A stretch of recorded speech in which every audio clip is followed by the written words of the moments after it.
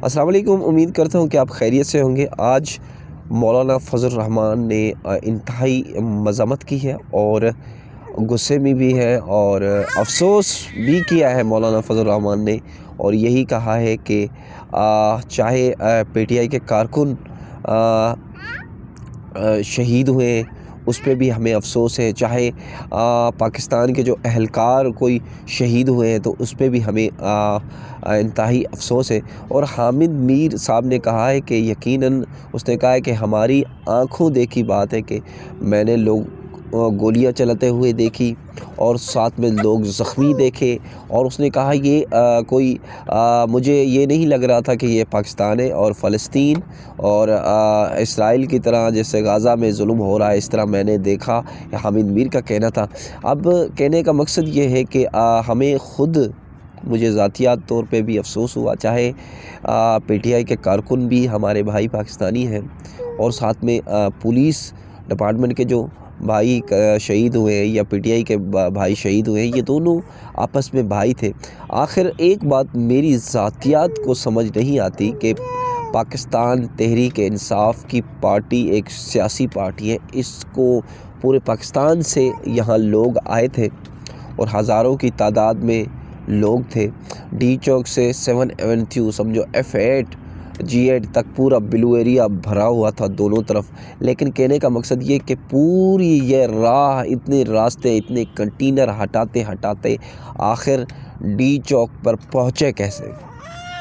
D चौक पर पहुंचने का राज क्या था? और फिर अचानक अगर इनको ऑपरेशन करना होता, रोकना होता, तो पीछे भी बहुत सारी वजह थी, वो बहुत सारी जगहें थी जहां ये रोके जा सकते थे, इनको रोकने की ताकत भी थी।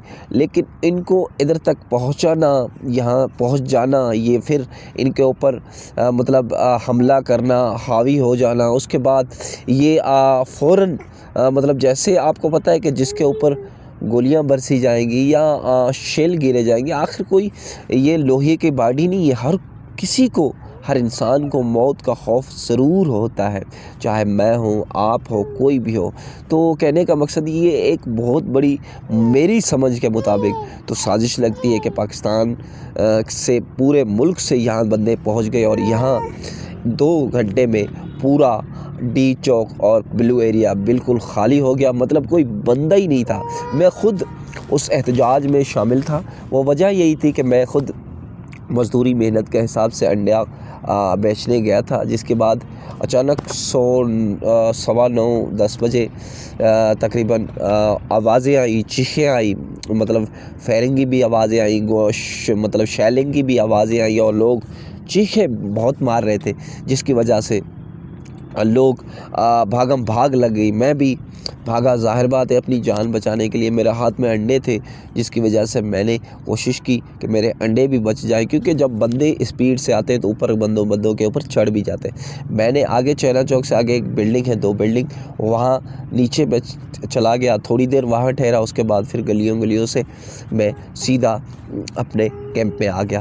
कहने का मकसद ये है कि आखिर अब क्या होगा।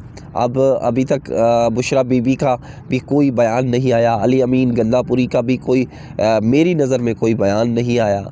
लेकिन आगे लाहे अमल क्या होगा। लेकिन सियासी पार्टी को सियासी तरीके से एहतजाज करने का हक़ है। मैं एक बात आप भाई बहनों से कहूँगा, जो मैं हक़ चाहता हूँ ना अपना हकूक़, मतलब मैं अगर एहतजाज को सही समझता हूँ कि दूसरों का भी हक़ है कि एहतजाज कर सकता है। कोई भी पाकिस्तानी शहरी जो कानून के आइन के मुताबिक एहतजाज कर सकता है। लेकिन कहने का मकसद ये कि 2 चीज़ें, एक चीज़ पीटीआई से भी गलती हो गई कि जब हाई कोर्ट का हुक्म था कि इस्लामाबाद में एहतजाज नहीं करना, लेकिन उन्होंने हुक्म नहीं माना, क्योंकि पाकिस्तान में कानून की बालादस्ती बिल्कुल रही नहीं गई। वो मैं अल्फाज इस वजह से कह रहा हूँ कि मैं छोटी सी अपनी बात ज़रूर बताऊँगा। इस टाइम मैं इस्लामाबाद प्रेस क्लब के बाहर बैठा हुआ हूँ और मेरा तकरीबन घोट की सिंध से ताल्लुक़ है। मैं एक सिंधी लैंग्वेज से हूँ, सिंधी भाई के बीचों दोस्तों मुझे सपोर्ट करें। जीअं मुंहिंजी आवाज़ अॻे पहुची सघे। तो मेरा घोटकी तहसील उबाड़ो से ताल्लुक़ है, इस time Islamabad national press club पे मौजूद हूँ। मेरे भाई को शहीद कर दिया गया, मेरी बहन को तकरीबन 14 साल हो गए अगवा किया गया, और मेरे घर, मेरे मकान, दुकान, माल मवाशी तकरीबन 1 करोड़ के करीब मेरा नुकसान किया गया। मेरी ज़मीनें छीनी गई, मुझे कत्ल करने की कोशिश की गई, मेरे वालदेन के ऊपर कई दफ़ा हमले हुए।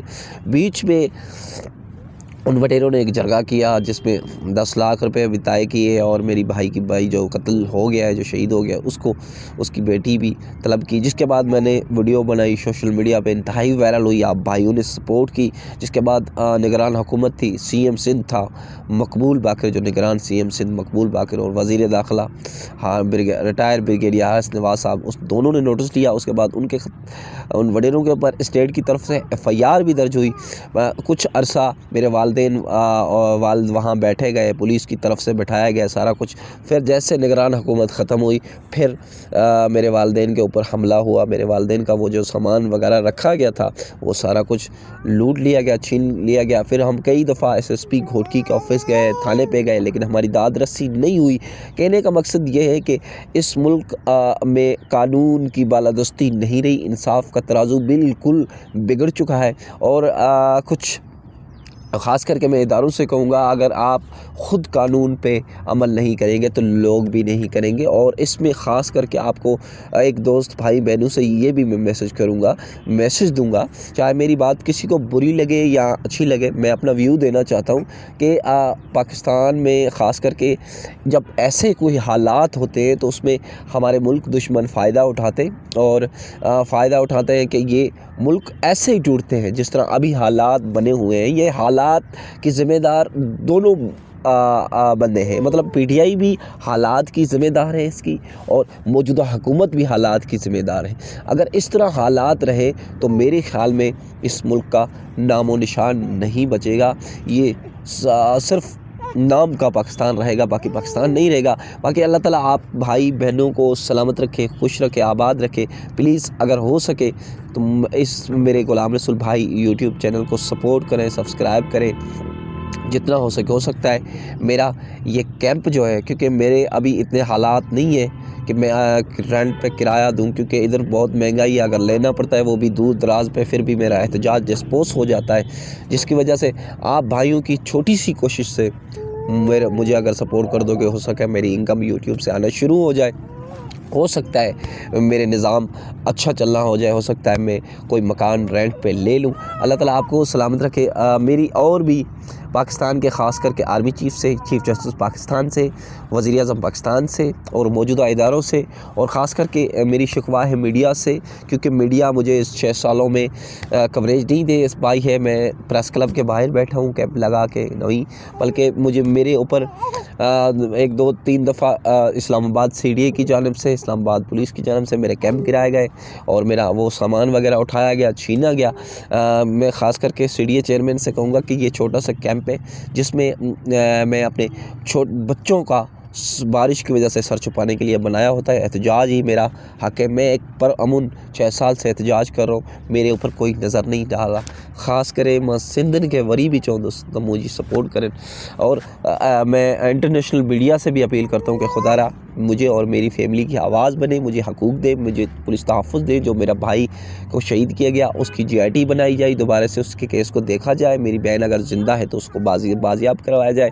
जो मेरा उन वडेरों ने नुकसान किया है वो भी मुझे वापस किया जाए, ताकि मैं बकाई ज़िंदगी आसानी से गुजार सकूं। और ख़ास करके एक मेरी बच्ची है जो इंशाल्लाह मैं थोड़ी वीडियो आपको वो बच्ची वाली भी दिखा देता हूँ।